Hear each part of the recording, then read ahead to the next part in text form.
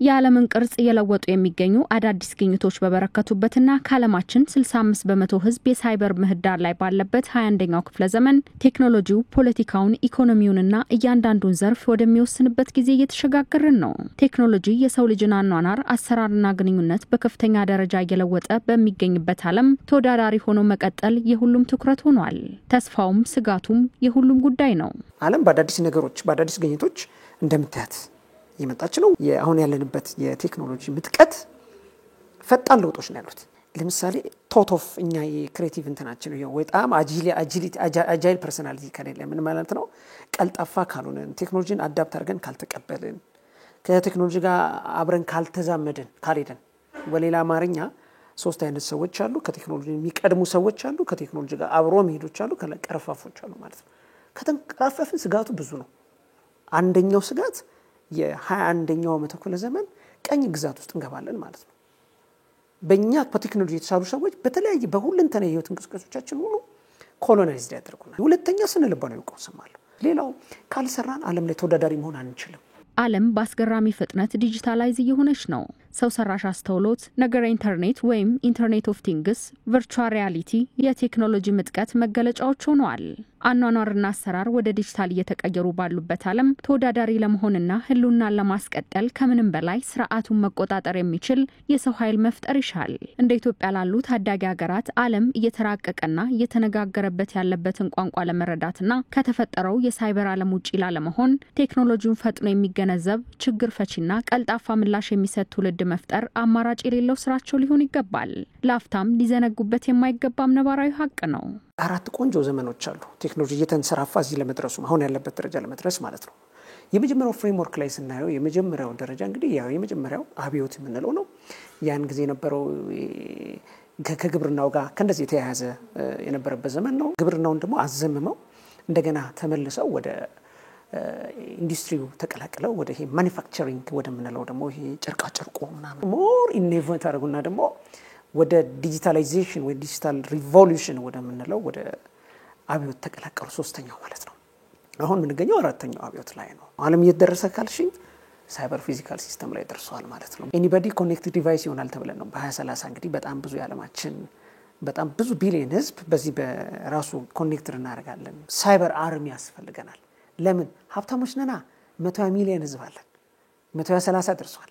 እነዚህ ወደ ቴክኖሎጂ ምህዳር ዓለም በቀላቀሉ ቁጥር እግረ መንገዳችን ደግሞ አይደል የቴክኖሎጂ ጉንፋኑ እንዳይዛቸው ሌላም ብዙ ነገር እንዳይመጣ መጠንቀቅ ስላለብን ይሄንን ለመስጠት ደግሞ የሚገራ በጣም ጠንካራ ልጆችን መፍጠር ግንዛቤ መስጠት ነው። ሁለተኛ ካልቸር ማለት ነው። እንደ ቻይናና ህንድ ያሉ ሀገራት ቴክኖሎጂን በቅጡ መገንዘብ የሚችል የሰው ኃይል በመፍጠር ረገድ አያሌ ስራዎችን ሰርተዋል። ታዳጊዎች መሰረታዊ ፊደል ከሚቆጥሩበት ጊዜ ጀምሮ ኮዲንግን አብረው የትምህርት አፍ መፍቻ እንዲሆን እየሰሩ ነው። በሁሉም ደረጃ ባለው ትምህርት ኮዲንግ መሰረታዊ አካል ሆኖ ይሰጣል። በዚህ መሰረት ዘመኑን የሚመጥን ትውልድ ለመፍጠርና በግዙፍና ውስብስብ ቴክኖሎጂን በሚጠቀሙ ካምፓኒዎች መስራት የሚችል ተወዳዳሪ የሰው ኃይል እያበቁ ነው። የህንድና ቻይናን እንትን መውሰድ እንችላለን። ህንዶች ኮዲንግ ላይ ነው የሰሩት። ህንዶች ዲጂታል ላይ ነው የሰሩት። አብዛኛው የዓለም ስራ ህንድ ላይ ይሰራል። የአሜሪካ ስራ፣ የአውሮፓ ስራ ህንዶች ናቸው የሚሰሩት። የቢፒኦ በምንለው ኮንሴፕት የአንድን የአሜሪካን የአንድን ሚኒስቴር መስሪያ ቤት ትልቅ ተቋም ስራ ህንድ ውስጥ ነው የሚሰራው። ለምንድን ነው? ቀድሞ ሰው ላይ ስለሰሩ ነው። እኛም ብዙ ሰው ኃይል አለን፣ እነሱም ብዙ ሰው ኃይል አላቸው። ያን ኃይል ግን ወደምንተጠቀሙበት ወደ ፕሮዳክት ተጠቀሙበት።